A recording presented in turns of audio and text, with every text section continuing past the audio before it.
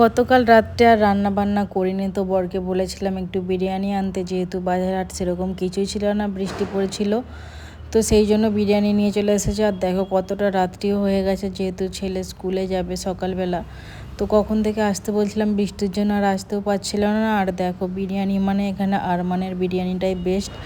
তো অনেক দোকানেই খেয়েছি, কিন্তু এটার মতো মানে এই দোকানের বিরিয়ানিটা সব থেকে ভালো বানাই। তোমরা যদি কখনো কোনো দিন হায়দ্রাবাদে আসো তো আরমানের বিরিয়ানিটা একবার ট্রাই করো। তো অনেক ইউটিউবার এসেছে, তো আমি তাদের ভিডিও দেখেছি, তো তারা বলেছে হায়দ্রাবাদের বিরিয়ানি নাকি ভালো না, কলকাতার বিরিয়ানি সব থেকে ভালো।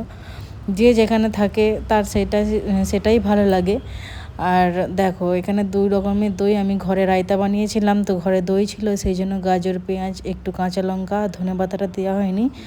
আর ওরা যে দোকান থেকে দেয় দইটা আমার ভালো লাগে না, ঘরে বানানো দইটাই অনেক ভালো লাগে খেতে।